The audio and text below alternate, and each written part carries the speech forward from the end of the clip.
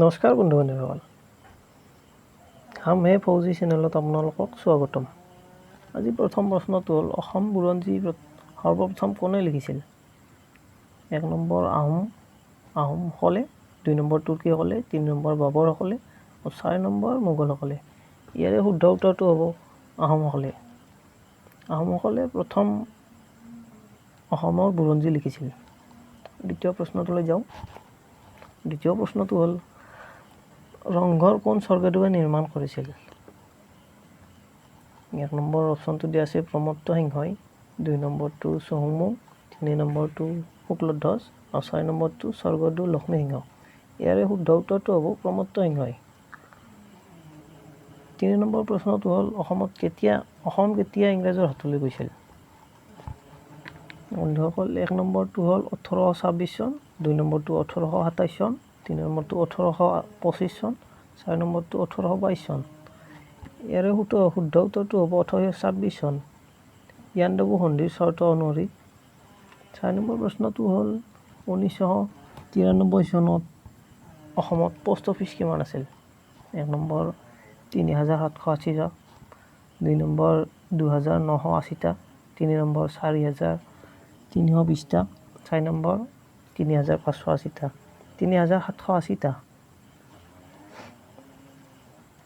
5 নম্বৰটো হ'ল অসমত কেতিয়া জাহাজ চলিবলৈ আৰম্ভ কৰে? 1 নম্বৰ 1848, 2 নম্বৰ 1847, 3 নম্বৰ 1882, 4 নম্বৰ 1885। 1847টো শুদ্ধ উত্তৰ হ'ব।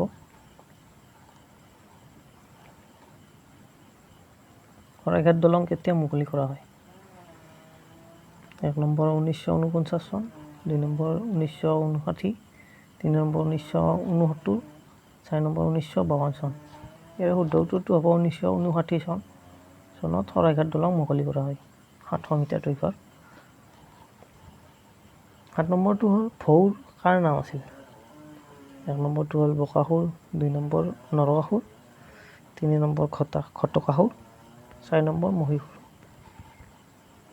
ইয়াৰে শুদ্ধ উত্তৰটো হ'ব নৰকাসুৰ, 2 নম্বৰ অপশ্যনটো।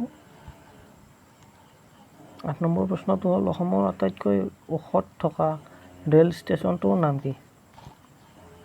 প্ৰথমটো হ'ল লামডিং, 2 নম্বৰটো কামৰূপ, 3 নম্বৰটো হ'ল জাতিংগা, 4 নম্বৰটো হ'ল গুৱাহাটী। ইয়াৰ শুদ্ধ উত্তৰটো হ'ব 3 নম্বৰ জাতিংগা। ই সাগৰ পৃষ্ঠৰ পৰা 2165.65 ফুট ওখত আছে। যদি আপুনি এতিয়ালৈকে ভিডিঅ'টো চাই আছে তেনেহ'লে ভিডিঅ'টো লাইক কৰক, আপোনালোকৰ পৰিয়ালৰ সদস্য আৰু বন্ধু বান্ধৱীৰ সৈতে ভিডিঅ'টো শ্বেয়াৰ কৰক। এনেধৰণৰ ভিডিঅ' চাই থাকিবলৈ চেনেলটো ছাবস্ক্ৰাইব কৰক। লগতে ভিডিঅ'টো আপলোড কৰাৰ লগে লগে আপোনাক নটিফাই কৰিবলৈ বেল আইকনটো বজাই দিয়ক, মানে ঘণ্টাটো বজাই দিয়ক। 9 নম্বৰ প্ৰশ্নটো হ'ল কোন আহোম ৰজাক ভগনীয়া ৰজা কোৱা হৈছিল? 1 নম্বৰ শিৱসিংহ, 2 নম্বৰ ৰাজেশ্বৰ সিংহ, 3 নম্বৰ গৌৰীনাথ সিংহ, 4 নম্বৰ জয়ধ্বজ সিংহ। ইয়াৰে শুদ্ধ উত্তৰটো হ'ব জয়ধ্বজ সিংহ, 4 নম্বৰ অপশ্যনটো। 10 নম্বৰটো হ'ল কামেশ্বৰী মন্দিৰৰ মানুহ বলি দিয়া প্ৰথা কোন আহোম ৰজাৰ দিনত নিষিদ্ধ কৰা হয়? 1 নম্বৰ গৌৰীনাথ সিংহ, 2 নম্বৰ জয়ধ্বজ সিংহ, 3 নম্বৰ ৰাজেশ্বৰ সিংহ, 4 নম্বৰ শিৱসিংহ। ইয়াৰে শুদ্ধ উত্তৰটো হ'ব 1 নম্বৰ গৌৰীনাথ সিংহ। বন্ধু বান্ধৱীসকল, আজিলৈ ইমানেই। নেক্সট ভিডিঅ'টোত পুনৰ লগ পাম।